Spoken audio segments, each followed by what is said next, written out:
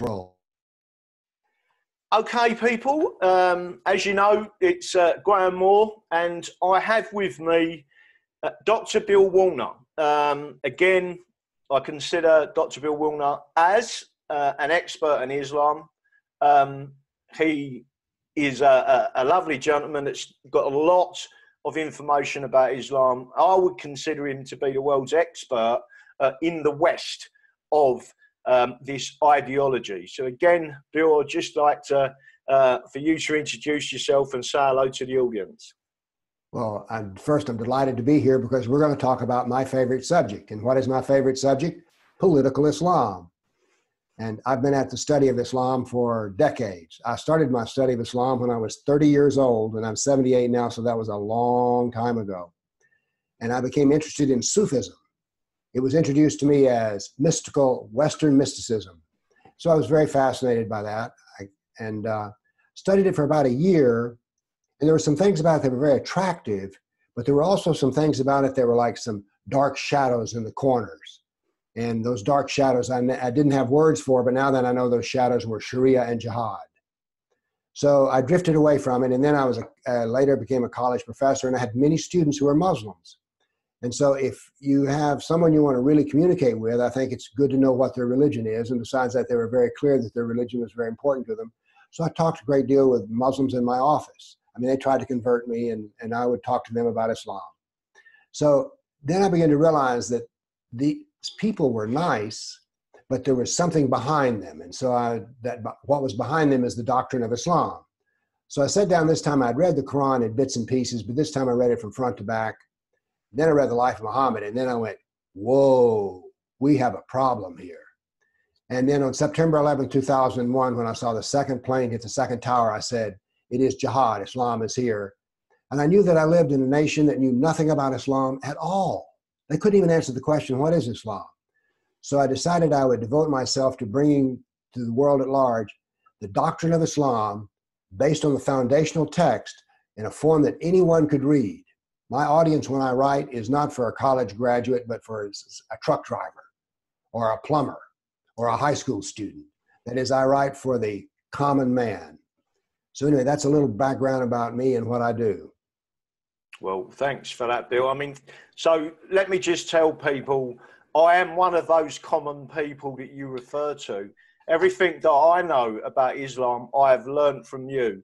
And let me express this, Bill. I'm grateful for your communication skills, which is a God-given skill, and the amount of time and effort that you have put in to structuring this information so people can absorb it. People like me can understand exactly what we're up against.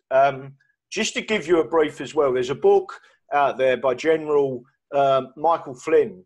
And in that book, he describes Islam, and he goes into detail as a military intelligence professional. And again, that man pulls no punches in that book and tells you how dangerous they are. And he actually says, if you don't understand your enemy, you're going to lose. And you will. Yeah, no, I agree. So the next thing I'm going to say to you briefly, I always express to people, as much as I possibly can, that Muslims are victims of an ideology, almost of a cult. They are victims not of Allah or God, but of Muhammad. And you just mentioned the biography of and the life of Muhammad. Do you refer to that as the Sunnah of Muhammad? Yes. The Arabic word for a biography is sirah, and then there's another term called sunnah, which is how he led his life. Right. So they both, the sunnah, the sirah, the biography is part of the sunnah, how he led his life. There's another part. There's two parts to the sunnah. There's the sirah, which is his biography, and it's a fascinating read. And then there are the traditions, his hadith. So hadith and sirah make up the sunnah. Right. We've given the audience a brief lesson in some Arabic nouns. By the way, all Arabic speakers tell me, Bill, you butcher the language so badly. It's right. So the pronunciations are something like that. So let me express this as well. Some people have no interest in reading the Quran, basically because it is not the Bible. It is also very confusing in the way that it jumps from different eras, from Mecca to Medina and all the other references to it. If they was to read the Sirah or the Sunnah, would you regard that as a different type of read? That you're then getting an insight into the man, Muhammad? I tell people, if you want to study Islam, do not, whatever you do not pick up a Quran. Right. Instead, read the life of Muhammad, his biography. Then read his traditions. Right. After you've read the biography of Muhammad and you've read his traditions, now then when you read the Quran, it will all make perfect sense, particularly if you take the Quran and put it in the right time order. So I published 3 different Qurans. They're just different in length. And what I do is I've taken the original Quran, put it in the right time sequence, then grouped the common subjects together, and then I integrated Muhammad's life into it. Now, there's no confusion between Muhammad and Allah because one's in one font and one's in the other. But once you know what Muhammad is doing, you see that the Quran is always solving Muhammad's problems. So when you read it in the right way, it becomes very clear what is going on. But the Quran that you get at the bookstore, whatever you do, don't pick that up and start reading it until you know who Muhammad is. Yep. So that's my advice for how to learn Islam. And that is extremely good advice. Again, I've seen many of your videos, but talking about videos, if you don't mind, I'm going to share a Twitter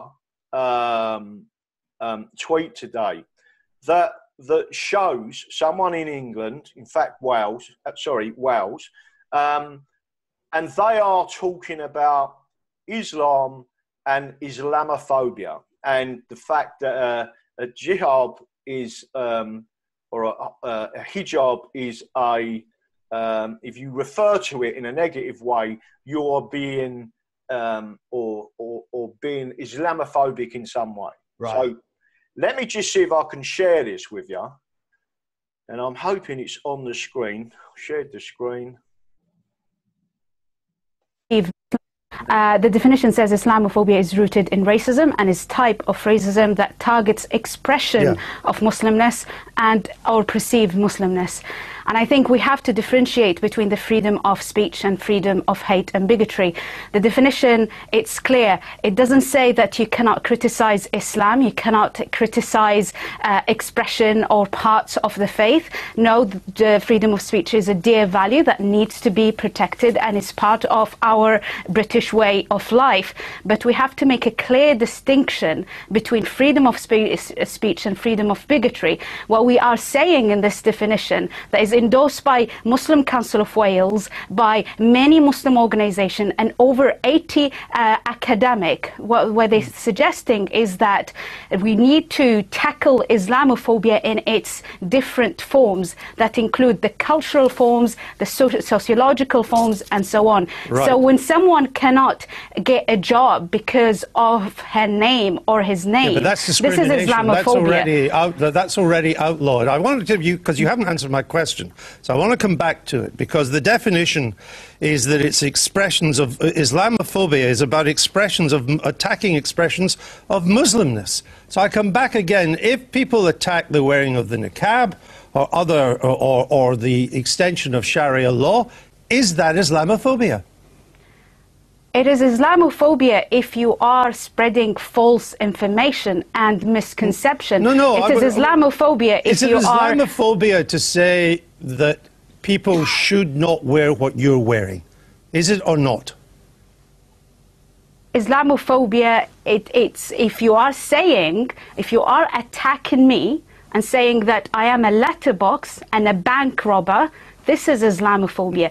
If you are saying, you know what, I don't agree with your choice of wearing the face veil, I would protect your right to express it. But so it's the way that you say it. The Islamophobia is rooted. I'm not going to rerun that. So, Bill, would you give your opinion on what you just heard there? Well, oddly enough, I agree with her. And by that, I do not attack Muslims. I don't attack their Muslimness. Instead, what I deal is, let's give an example of how I deal with this. She's wearing a niqab, which is a face mask, and she has her hair covered, which is a hijab. Now then, here's what I see when I see the hijab. I see the banner of Sharia. That is, I see someone who is saying by their manifestation, I follow the Sharia. Now then, why do I care if you're following the Sharia or not? Well, let's open the Sharia and take a look at it. In the Sharia, I am a kafir. I'm a non-Muslim, and I am subjugated politically. We need to understand that in the Sharia, which is, I have a text right up here I can see on my shelf, that only about a third of it is about religion. The 2/3 of the Sharia text, such as Reliance of the Traveler, is about how to run a civilization. And in that civilization, I, as a non-Muslim, am supposed to be a dhimmi, D-H-I-M-M-I. And by that, I'm supposed to be subjugated and not have full political rights in the Sharia state. So the more Sharia there is, the less freedom that I have. The more Sharia there is, the more that I am seen as the enemy of God, because that's one of the expressions for the kafir, is I'm the enemy of God. So when I see someone in this garb, I see someone who's espousing a political philosophy which has the goal of subjugating me and changing my civilization. I object to that. I don't object to who the lady is. I could say I've never even really seen her since I've only seen her eyes. Don't know why, I don't remember her name. I have no objection to the woman at all. What I object to is the doctrine of political Islam. And political Islam I define to be the part of Islam that affects me and the non-Muslim. So therefore, I have a dog in this fight, to use an American expression. And that dog in the fight is my freedom of expression and my individuality, which are supposed to be subjugated under the Sharia. So that's when I see the Sharia, when I see the head covering, I see Sharia, and I see someone who's advocating my subjugation. I object to that. I object to that whether I'm in England, I object to that whether I'm in the United States or Australia or even Saudi Arabia. So that's how I see that business about so I kind of agree with her about Islamophobia because I'm not interested in attacking her as a person at all. Well, thank you for that, Bill. That's good comments. What about what she said with you can, referencing non-Muslims, criticize Islam, or even Muslims can criticize Islam? What would you say? I would hope we could, because otherwise we would have the one concept of political ideas in the world that could not be talked about and discussed. I'm a rational man. I'm a trained scientist with a lot of work in mathematics. I believe in fact-based reasoning, and so that's what I use and do. And so I'm all for that. But now this does mean we have to read and have the facts at hand. I also am not for the subjugation of Muslims or anything else. I don't discuss Muslims because they're people. I just call the discussion of Muslims what I call Muslimology. It's like a sociological study, and you can do political science, you can do surveys and stuff, but you're talking about people. What I talk about is Islam. Islam is the doctrine found in the Quran, the Sirah, the Hadith. So that's what I talk about. I talk about those 3 books. I don't talk about people at all. And I recommend that everyone else do this too, because you'll meet a lot of nice Muslims. I've met a lot of nice Muslims, had them as students. But that's not what I'm about. What I'm about is what they say they believe in. I want to talk about what they believe in, which is the doctrine of Islam. Right. So, again, this is about a trilogy. It's not just about the Quran. 3 books. And you remember, read these books in this order. First start with the Sirah, then read the Hadith, and then read the Quran. Yeah. If you'll do that, it'll all make sense. And then make up your own mind. You may say, well, I've read all this about Muhammad, and I read that he committed 95 acts of jihad in the last 9 years of his life and subjugated all the Arabian Peninsula. You may like that. I don't like that, but you may do it. But I first say you need to accommodate yourself to the knowledge of what it actually is. And that includes Muhammad having 95 acts of jihad. Well, again, even this conversation is educating people in pointing to the right direction. Let me just show you. Well, first of all, I'm gonna bring up on the screen. Hopefully, if the other thing don't kick in, I'm going to bring up your website. And where is it? There it is. Touchwood. Can you see that? Bill? I know that man. Yes, indeed. So this is the website. This is politicalislam.com. Again, it's up there on the screen for anyone to see it. It's obvious what it's about. Political Islam has subjugated civilizations for 1400 years. If you want to... Exactly. And let me tell you, Bill, this website is not only structured well, easily navigated. The video, some people learn by visual expressions, by talking rather than reading from books. You've got both on here, which again is a really good learning tool for anyone who really wants to understand. You've also got press kit, bio, bookstore, everything really that you need on this website is on there. Featured articles, Gravity of Mohammed, everything is on there that anyone would want to need. So what I basically want people to know is that you can go onto this website, click on this website and educate yourselves. If you're living in a village, town, local district, wherever in the United States of America, at least study this website. And then you can be prepared to tell others that it is not what you think it is. It is not what they think it is, which is more important. So again, I'm just going to bring that down for a second, and then I'm going to refer back to a particular book, and I'm going to ask you some questions about this book. I'll tell you for why, because it's definitely had, in my view, an impact. So can you tell us why you wrote this book, how long the book is? I believe it's 52 pages. Yes, I have got a copy. And just go through the structure of it. Well, I was lobbying a bill I live in Nashville, Tennessee, and the state legislature is here, the state legislature of Tennessee. And I was lobbying a bill that had to do with Sharia. And I began to realize as I'm talking to these senators and legislators that they don't know Sharia from sunshine. Yep. So I said to myself, because as the more I talked with these legislators, I realized that they had many demands on their time. And I said to myself, I'm going to write a book on Sharia, which they know nothing about, and I'm going to make it such that anyone can read it, the bus driver, a legislator, a senator, or whoever. And I decided that since everyone is convinced that Islam is like, oh, so hard to understand, you have to be a genius and hold a PhD in Middle Eastern studies and be an Arabist, I decided I wanted something that would seduce the reader by being very small. And so I called up my printer and I said, how many pages are in 1/8 of 1 inch? Now, do they still use inches in Great Britain? Well, technically, we can be arrested for that, but no. Well, I hope you don't get arrested. If you're not, that's how insane it is here. Go on. Yeah. Anyway, I wanted to write a book that was so thin, it would seduce the reader into thinking, well, I can read this. But then I wanted it to be very fact-based. I once told somebody you could read this book in less than a half hour. They said, you cannot remotely read this book in a half hour because what happens is you read one paragraph and you go, oh my word.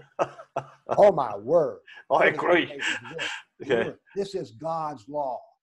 This is what Islam's purpose in life is they have a personal point of view of going to heaven and avoiding hell. But the other one is that they want to have everyone live under the Sharia. So if they're going to have us live under Sharia, why don't we take and show them what the Sharia is? And I don't think that most people will care much for it. As a matter of fact, there are many Muslims who don't want all of Sharia. But anyway, I wanted to make this very readable. I'm going to stand up here and just stare for the camera just a second. Well, I'm not either. My microphone cord has caught me. I want to show you the original text. I think I've made staticky noises here. Yep, go on. We apologize for technical difficulties. But anyway, the book that this is condensed of is about this thick, and it's called The Reliance of the Traveler. Right. So, again... By the way, I've sold tens of thousands of these books. Well, again, I commend you for that. I've sent a number of these books to cabinet ministers in the UK government. And by the way, if you deal with politics at all, don't you think that everyone who is an elected official in the West should read a book? If you don't read this one, read one like it. You need to understand what the Sharia is, because people in America want to say, well, you know, Islam, it's like Christianity and Judaism, only it's a little different. No, it's not like them at all. And I think if you're going to be a legislator or a politician, you need to understand what's in this book, because whether you want to understand it or not, you are in the book because you're a non-believer. Okay, so there's a number of elements to this. I'm seeing if I can skip through it to find what is Sharia. Without going through the whole chapter, again, just let people know what Sharia is. All right. I'm going to find another video for you, which I think you're going to be quite shocked at. Well, I think you've probably already seen it. And then I'm going to ask your opinion of that as well. All right. First off, we need to understand something. Islam is not a religion. Let me repeat that again. Islam is not a religion. It is a complete way of life, a total civilization. It includes the religion, but it is much more than a religion. We've already established that Islam is the doctrine found in the Quran, the Sirah, and the Hadith. If you go through the Quran, the Sirah, and the Hadith, and you divide everything up into, is this about being a Muslim or is this about being a kafir, a non-Muslim, you'll discover, oddly enough, that half the text, 51% about it, is not how to go to heaven and avoid hell, which is what I call a religious purpose, but instead deals with the political part of dealing with a civilization, how insurance should be handled, how money is to be loaned, how wills are to be made, what is the proper way to bury. So Muslims see that it is a complete way of life. So if Islam is a complete way of life, then it has to be ruled by God. And God is seen as speaking in the Quran. So Islam views the kind of legislature that we have here in America and what you have in England based on Magna Carta. They see that as man-made law and is inferior and really around kind of disgusting. Because why would you want man-made law if you could have God's law? So let's go back to the point, Islam is not a religion. You will find that when you read the Quran, the Sirah, the Hadith, that everything is regulated. How to go to the bathroom, how to have sex, what to name your children, what kind of food to eat, what to do about war, what to do about insurance, what to do about health. There is no aspect of being a human being that is not included in the Sharia. Clothing to be worn, what kind of medicine can be practiced. So going back to the Sharia is God's law, and it is the law of an entire civilization. It's to be run to things that more than we consider law to be. For instance, it covers telling jokes. Well, I don't think that UK or America has ever got around yet to saying much about what kind of jokes. Well, maybe they are telling us what kind of jokes. You know, we may be becoming more Sharia compliant than I think. It used to be in America that you could tell any kind of joke you wanted to. But Islam has a set of rules about what you can tell jokes about. And one of them is, you better not tell a joke about Muhammad. Yeah. Better not tell a joke about Muhammad. And part of that was because he was mocked originally in Mecca. Yes. And I understand that he murdered the people that mocked him. When he took over, when he came back to Mecca to take over Mecca, he issued 5 death warrants. These death warrants were for apostates and people who had mocked or criticized him. There were some dancing girls who used to do skits and poems and dances about denigrating Muhammad. They were on the death list. So you could not. The lady here said remember the one with the niqab, and she said that you can say anything you want to. Well, you really can't. You better not criticize Muhammad. So what I do is, by the way, I never ever criticize Muhammad. Let's go back earlier. I said he committed 95 acts of jihad in the last 9 years of his life in Medina. Do I criticize him for doing that? No. Do I say he was wrong for doing that? No. I just say he did it. You see the difference? Yeah. He married Aisha when she was 6 and consummated the marriage when she was 9. Full stop. I don't go any further than that. That is a fact, and I let the audience draw their own conclusions. I never denigrate Muhammad. I never mock Muhammad. I never tell jokes about Muhammad. Instead, I just say, who wasn't what he did. Mm. So that is my method. It's, if you think about it, rather scientific. I mean, listen to all the numbers I spew at people. 95 acts of jihad, last 9 years of his life. This is my method. I use objective, fact-based reasoning. Well, again, you've come on to statistics. I'm going to show you this video in a couple of minutes. There's 2 other things that I want to cover. One is the statistics of anti-Semitism and anti-kafar, but anti-Semitism, and there's a particular statistic in relation or in comparison with Mein Kampf. Yes. I'd love to, please explain that. Okay, are you going to can you put the graph on the screen? Let me see if I can find it again. 2 seconds. Do you know, I'm going to ask you the question. You wrote the book. Do you know where it is in the book? Chapter? No, I don't. We can talk without it. Go on. If you can, let's have a quick look and see if I can find it. Women. Family law. Oh. The kafir. One more thing and we'll have it. One more. And we go to... We should have Jew hatred here. There we go. You did it. Oh, well done that, man. Let's look at this very carefully. This is anti-Jewishness in the trilogy. The trilogy is Quran, Sirah, Hadith. But what are we looking at here? We see that in Mecca, a brief story. We need to understand Muhammad's life. Muhammad preached the religion of Islam for 13 years in Mecca and converted about 150 people. Right. They drove him out of Mecca and he went to Medina, whereupon he became a politician and a jihadist. And this is stated very clearly in the Sirah, the life of Muhammad. But when he died, after committing 95 acts of jihad, he converted all the Arabs on the peninsula.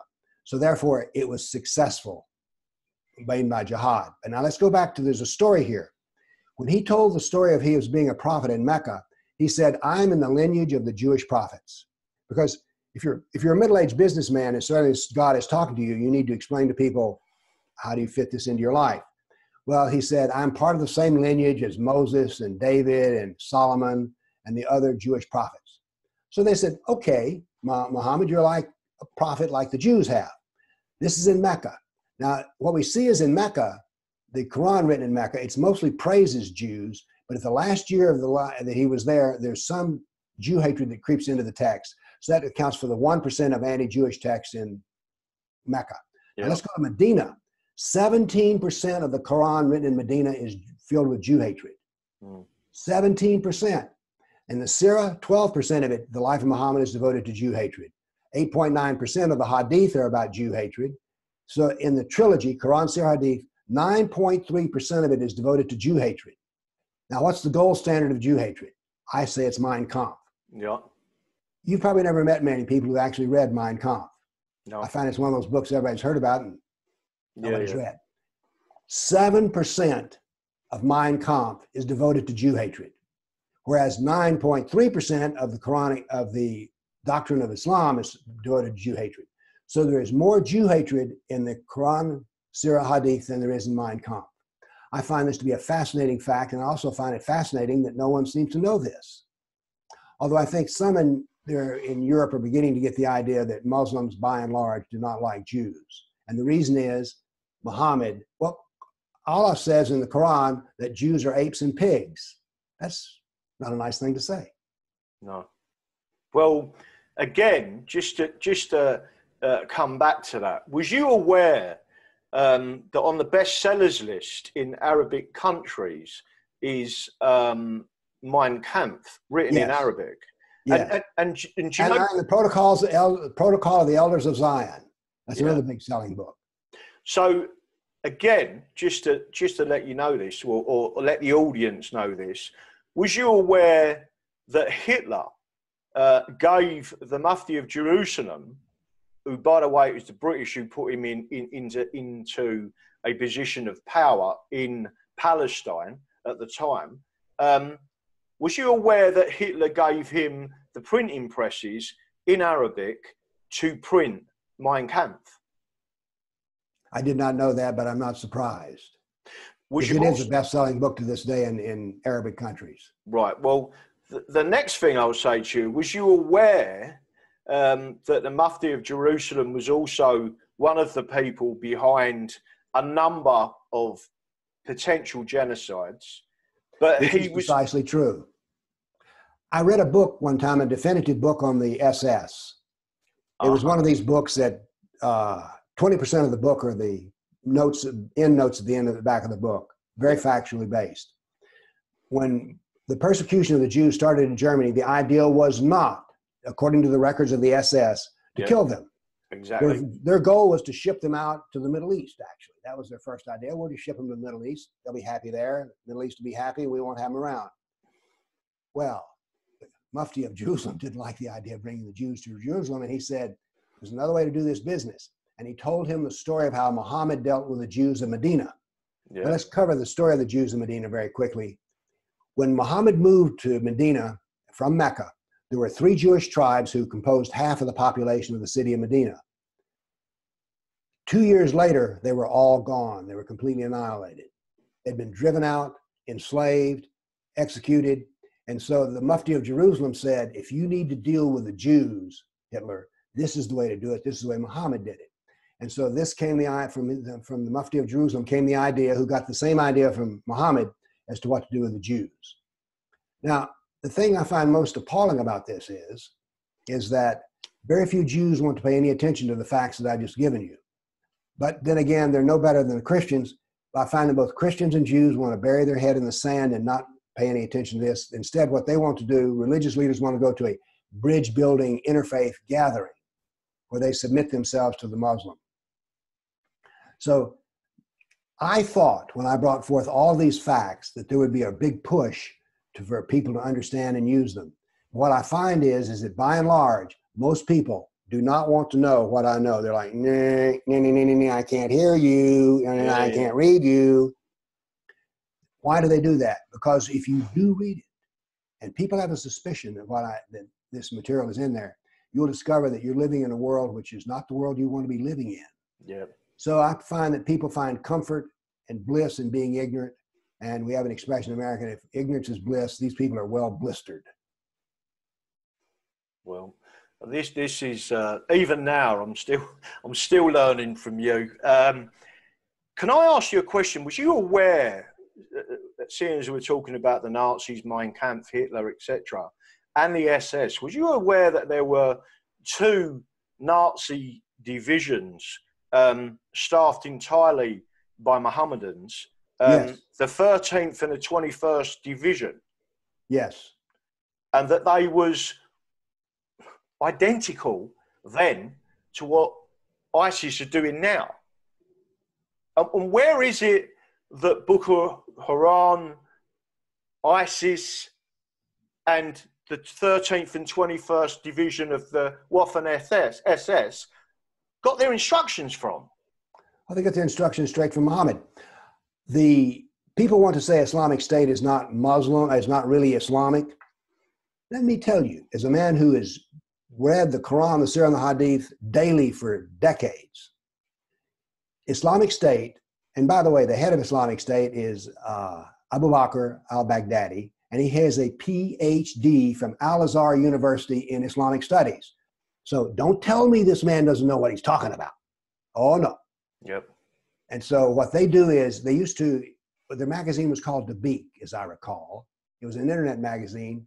And for instance, they did brilliant articles on sex slaves. The best article I've ever read on sex slavery, based on the Quran, the Surah, and the Hadith, comes from Islamic State. Their work is impeccable. They write Class A papers. So Islam, through the Islamic State, stands up and shouts as loud as they can, this is the truth of Islam. And what do the politicians in America go? We can't see you, we can't hear you, oh, that's not Islam. I know a Muslim and he says that's not real. Well, I know a Muslim too, and his name is Mohammed, and he says it is real. So Islamic State is a pure manifestation of the doctrine of Islam, along with Al-Qaeda, Boko Haram, and all the many others, Muslim Brotherhood. And by the way, the Muslim Brotherhood is far more dangerous to our civilization than Islamic State and Abu Bakr al-Baghdadi. Bill, I absolutely 100% agree with that statement you just made. And I have prayed that someone would acknowledge it. And now the United States of America have acknowledged it by making them a terrorist organization. You mean Muslim Brotherhood? They haven't done that yet. It's being talked about. Right. Well, I think they're but about... It is. Let me praise Muhammad. Right, go on. Muhammad invented a new form of war. This form of war is a civilizational war. The United States has proved itself to be a genius at mechanical war. If you will present yourself as an army on the battlefield, we will crush you. But that's the end of our military ability. When it comes to fighting other forms of war, for instance, intellectual forms of war, our military will not answer this question. Who is our enemy and what do they believe?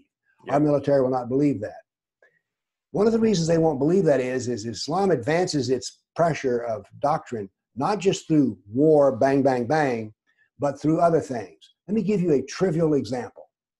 My daughter lives in Chicago, and the school board every kid came home with a piece of paper that says, you can't have marshmallows or gummy bears at school anymore. Marshmallows and gummy bears. Why? Well, you see, they contain pork products. And the Muslim Brotherhood has sat down with the Board of Education in Illinois and stated, these are haram, they're forbidden in diet, we don't want them in the schools at all. So therefore, every kafir child, every non-Muslim child has to submit themselves to the Sharia of demanding no pork products. Now this may seem, well, that's a small item. Well, then we stay in school and we find out that the textbooks are being rewritten to elevate Islam. So everything from the hijab, scrubbing for surgery. There was a case in Scotland, I do not know how this was resolved, in which Muslim nurses objected to washing their arms up to their elbows for surgery because it was indecent. Well, in the United States, if they presented with that, that is a form of civilizational war, which says your civilization must become Sharia compliant. They'll do it. So a war is being fought as a war of ideas, a civilizational war. And Muhammad was the greatest warrior who ever lived, because no one dies today for Napoleon, Alexander the Great, or Julius Caesar. But someone died today because of Muhammad, because he created an entire new form of war in which military force was the smallest part of it. So, almost an uncontrollable virus. Yes, but it can be, here's what drives me crazy. It's very easily defeated if you're just willing to engage it on an intellectual basis. Yeah, I agree. Instead, what they're trying to do is they're trying to create this Islamophobia, which says, well, if you don't agree with a Muslim, then you're a bigot, a racist, a hater, and we'll come take your kids away, we'll see that you're fired from your job, we'll send you to prison or whatever. We're seeing the destruction of freedom of speech because there is no freedom of speech in Islam. Sharia does not allow it. There's a few. I, by the way, think that's one of the most important qualities of being a citizen, is to be able to say what you want to about your government. Yeah. Well, you've made so many good points, Bill, but I've got to just say this. I'm going to make these two comments, and I want people to be aware of something. Islam is almost pushing, and if you read General Flynn's book, it's very similar to communism. Yes. Islam is pushing and using political correctness, which communism and Marxism, and I want people to listen because there is a point to this, yeah? And where they use Marxism and political correctness to stop you having freedom of expression and freedom of thought, the two things are sliding together. That is where it becomes very dangerous. But I just want to say this, Bill. You've mentioned pork. In Islam, they say nobody can eat pork. In Judaism, they say Jews can't eat pork. Right. Big difference. Massive difference. As a matter of fact, there's really, when people say that Sharia is like Catholic canon law, or like halakha, which is Jewish law, that person just said, I don't know what I'm talking about, but I was saying this because people don't want to face the differences that Sharia is. Yeah. They'll do anything to avoid it. Mm. Well, and again, I don't mean this to be flippant. I'm making a very serious point without being derogatory to Muhammad or Mohammedans. But here's another point.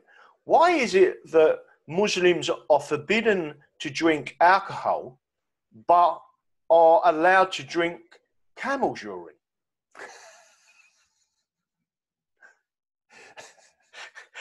I have never been asked this question. But we should, since we have an inside joke going here, we need to explain that Muhammad advised the drinking of camel urine as a medicine. And he did this on more than one occasion. So, but I've never heard it put like this. Yes, Muhammad did say that camel urine was a good medicine, but he also said that alcohol is terrible. So, now, by the way, there's a verse or two in the Quran which you could sneak up on drinking a little alcohol, but in the end, alcohol is haram. It is forbidden in Islam. Right. But camel urine. I know. I find it odd, to say the least. Now, what I'm going to do is show you a clip. This clip is in London.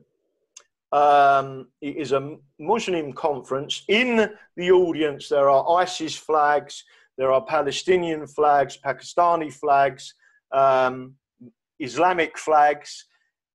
But I want you to listen to the words of this person who is an elected politician. He was the minister, one of the ministers. And before I show you, I just want you to understand as well, we had discussion before, Sukuk finance or Sharia bonds. They have spent billions in London buying lots of businesses, including our ports, wholesale, including the Shard in London, wholesale, including our government buildings. Most importantly, one of them is our temporary parliament, and our politicians are forbidden under Sharia contract to eat pork in that building or to drink alcohol. Why? Why would they do this? What we see is, in the face of Islam, people will denigrate themselves. They'll do more to accommodate Islam than they will me or you, I'll tell you that. But I don't have much more to say than that. I just can't believe that they're that gutless to accommodate that kind of behavior. And what I'm saying to you is, anyone who stands up to that, for example, there is a guy in this country called Tommy Robinson, Dr. J. Wonderful man. I agree. Dr. J. Smith, who stands, he does it again. You have a particular style. Dr. J. Smith has a particular style. I like his style. I do. And not only that, what amuses me is he stands on Speaker's Corner, which I actually got banned from, by the way. Yeah, and the strangest possible thing is that he does it to convert Islam. Now, I know someone who walked away from Islam. He was actually a scholar and an imam who taught in the Medina Mosque University, and he is now under the sentence of death living in this country. There are areas of this country he cannot walk through because they'll kill him. So but Islam is the religion of peace. Well, so they say. And they do say that. They do indeed. So I'm going to show you this clip, and I would love your comments on it. What I'm going to do, hopefully you can hear this. I'm going to run it from the beginning. And again, if you just want to, if you can just say something so we can see you on screen rather than me. Well, you're in charge of that. Bismillah ar-Rahman ar-Rahim. Friends, Assalamu alaikum. I'm going to be relatively brief. You know, it was Lenin who said that there are decades when nothing happens, and then there are weeks when decades happen. And we're privileged that we've lived and live in an era when we've seen weeks when decades have happened. If we look back, not that long ago, who would have thought in 2008 the Democratic presidential nominee would be a chap called Barack Obama, whose middle name would be Hussein? Although I'm now Minister for Justice, working alongside the Lord Chancellor, Jack Straw, who sends his good wishes, I was until 3 weeks ago Minister for International Development. The UK is leading the world in helping the poorest people in the poorest countries around the world. While I was International Development Minister, I was proud that we were able to work with many Muslim countries to help alleviate poverty. And I was the first British minister to attend the organisation of Islamic Conference's Islamic Summit. It's also been a privilege working with Islamic Relief, Muslim Aid, Muslim Hands and many others. Come on, a round of applause for the Muslim NGOs. I've worked with these people and others, changing lives and saving lives, as I have with Arab donors. This work has shown the true face of Islam, and the donation by Saudi Arabia, the Economist called remarkable, $500 million.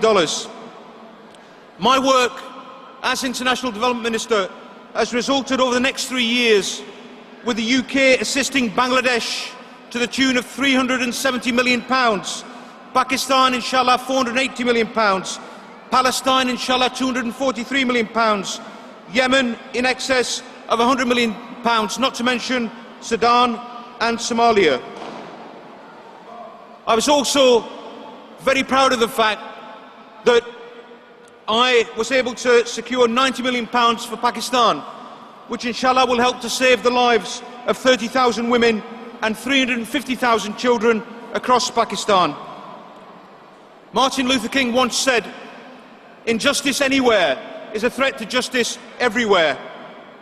And as Justice Minister, I'm determined to make this country an even fairer society. I'm proud of the achievements of the Muslims of this country from '97. In 1997, we got our first Muslim MP. In 2001, we had 2 Muslim MPs. In 2005, we had 4 Muslim MPs. Inshallah, in 2009-10, we'll have 8 Muslim MPs. In 2014, we'll have 16 Muslim MPs. At this rate, the whole Parliament will be Muslim. But you know, we've got 4 Muslim MPs. There should be 20 Muslim MPs in Parliament. And inshallah, very shortly, we'll see that.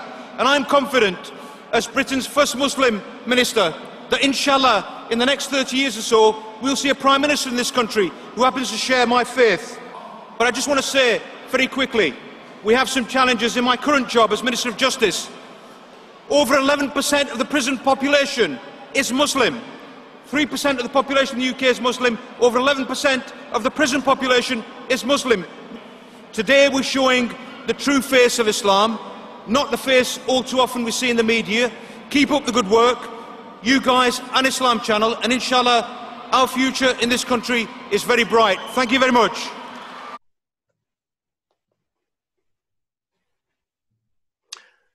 What did you think of that, my friend? Well, I think he dealt the cards face up. I agree entirely. Basically, he is part of a movement to make Britain as Islamic as Saudi Arabia. Exactly. I mean, and he's predicting this. And I must say that as long as Britain stays in the same path that it's on now, which is Islam is just as good a religion as Christianity, then they will get just that. Sharia, the Magna Carta will be gone and the Sharia will stand in its place. This is what he's saying. This is what he intends. And I can't help but notice all the millions of pounds that are being given away. Did I understand that correctly? That's what Britain is giving to these countries? Yeah, exactly. Pakistan, where a Christian, if they drink from a glass of water, they can be persecuted as a blasphemer. We're giving money to Pakistan. Pakistan is not our friend. Oh, I agree. Pakistan is not Britain's friend. Pakistan is not the United States' friend. We need to understand that.